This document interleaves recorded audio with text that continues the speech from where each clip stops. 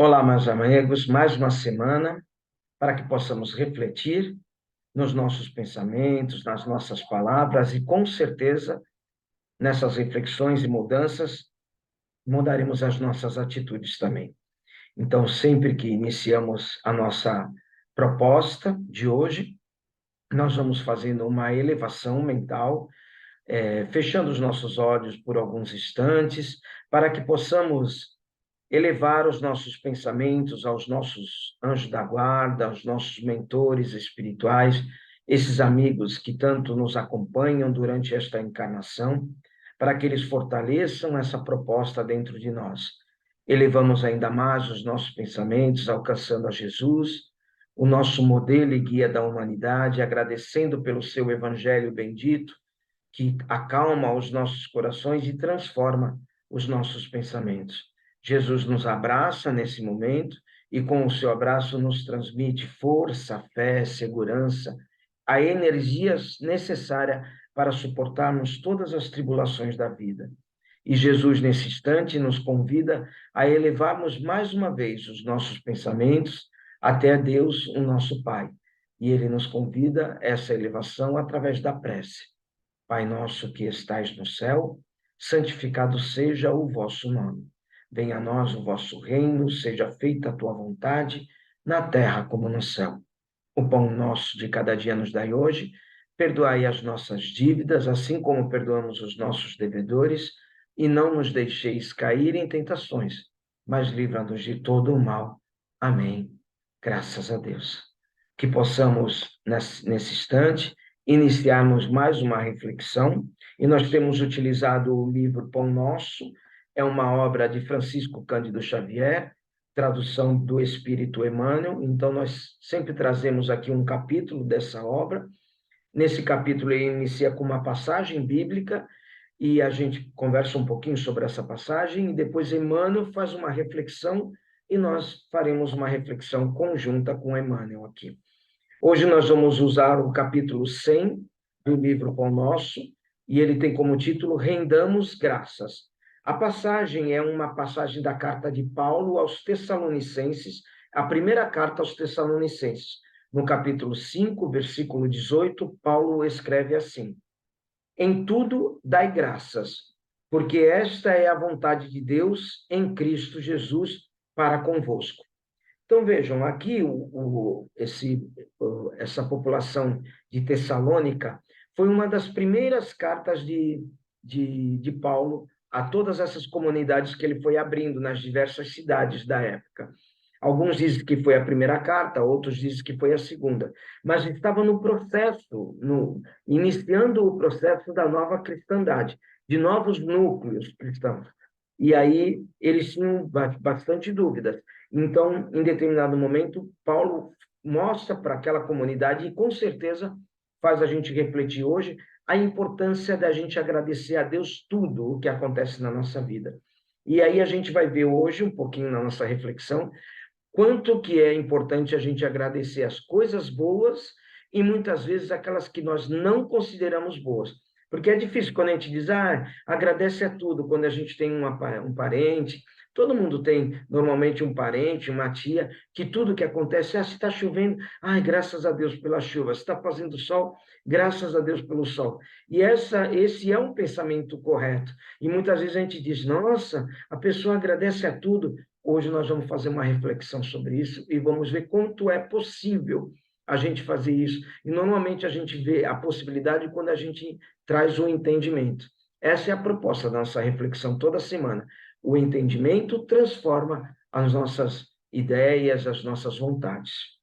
Então vamos ver a reflexão de Emmanuel em cima dessa passagem de Paulo. Aí ele coloca algumas situações. A pedra segura, o espinho previne, o fel remedeia, o fogo refunde, o lixo fertiliza, o temporal purifica a atmosfera, o sofrimento redime, a enfermidade adverte, o sacrifício enriquece a vida, a morte renova sempre.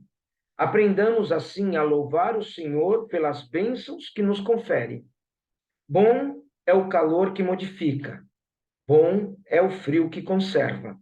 A alegria que estimula é a irmã da dor que aperfeiçoa. Roguemos a providência celeste suficiente luz para que nossos olhos identifiquem o celeiro da graça em que nos encontramos. É a cegueira íntima que nos faz tropeçar em obstáculos onde só existe o favor divino. E, sobretudo, ao enunciar um desejo nobre, preparamos-nos a recolher as lições que nos cabe aproveitar, a fim de realizá-los segundo os propósitos superiores que nos regem os destinos. Não nos espantem dificuldades ou imprevistos dolorosos. Nem sempre o socorro de cima surge em forma de manjar celestes. Comumente aparece na feição de recurso menos desejável. Lembremos-nos sempre, porém, de que o homem, sobre o perigo de afogamento, nas águas profundas que cobrem o abismo, por vezes só consegue ser salvo ao preço de rudes golpes. Rendamos graças, pois, por todas as experiências do caminho evolutivo, na santificante procura da vontade divina em Jesus Cristo, nosso Senhor. Boa parte do que nós vamos refletir hoje, que eu vou trazer como uma reflexão, Emmanuel já nos traz aqui. Então, quando ele coloca a importância da chuva, do calor, do frio, porque sempre ele tem um retempero na atmosfera. A gente só vai conseguir perceber a importância disso se nós mentalizássemos, se não existisse mais chuva no nosso planeta, nós teríamos dificuldade de respiração, porque ele viu que a chuva, ela purifica o ar, esse ar que a gente contamina com as impurezas, que a gente coloca no ar, devido aos carros, automóveis, aos eletrodomésticos, que colocam impurezas na atmosfera. Então, a chuva, muitas vezes, ela vem para purificar, muitas vezes não, sempre ela vem para purificar o ambiente e trazer, principalmente aqueles que vivem do plantio, as pessoas rezam para chover, rezam para fazer sol, porque no crescimento da planta, ela precisa de chuva e sol. Como a gente precisa do calor humano, o calor do sol, e precisamos da água, que faz parte da maioria do nosso corpo físico. Então, ele coloca muitas vezes também a importância do sofrimento, da dor. Então, a dor também faz com que a gente mude de conceito, mude de visão, e muitas vezes a gente faça algo que nós estamos relutando por fazer, e aí, quando vem um movimento da dor, ela faz com que a gente tome atitudes que a gente tem demorado muito para tomar. Então, a importância é entender tudo isso.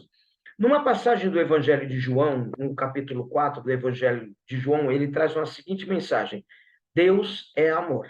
Isso é fundamental. Se você perguntar para todo mundo, quem você acha que é Deus? Muitas vezes a pessoa tem dificuldade de explicar o que é Deus. E é natural que seja isso, porque Deus, a gente não consegue explicar, a gente vai sentir a presença de Deus na nossa vida. Mas quase que a totalidade das pessoas que você perguntar, o que você acha que é Deus? A pessoa vai dizer, Deus é amor. Então, já começamos por aí, começamos bem. Se Deus é amor, tudo que vem de Deus é para o nosso bem. Não importa. Então, muitas vezes a pessoa diz, a gente vê naqueles acidentes. Esses dias eu recebi uma mensagem sobre as pessoas do 11 de setembro. Muitas pessoas deixaram de morrer naquele acidente do 11 de setembro porque se atrasaram, porque tiveram que trocar o sapato. Uma outra mulher, uma pomba, fez uma sujeira no vestido, ela teve que voltar para casa para trocar de roupa, e aí num acidente aéreo, a pessoa que perde o avião e o avião cai. Então, normalmente, quem fica diz, graças a Deus que isso aconteceu. Mas se você perguntar para a mãe de uma pessoa que morreu no acidente, ela vai ter dificuldade de dizer graças a Deus que o meu filho estava no avião e morreu, porque a gente não consegue entender a presença de Deus nesta hora. Agora, a doutrina espírita nos traz a reflexão de que Deus nos ajuda através das reencarnações sucessivas. E a lei de ação e reação é uma lei da bondade divina. Então, muitas vezes, algo que nos acontece hoje, ele é para o nosso entendimento e crescimento sempre, e a gente não entende ainda na hora. Mais para frente a gente vai ver, nossa, eu perdi o emprego porque aquele emprego estava exigindo demais da minha saúde.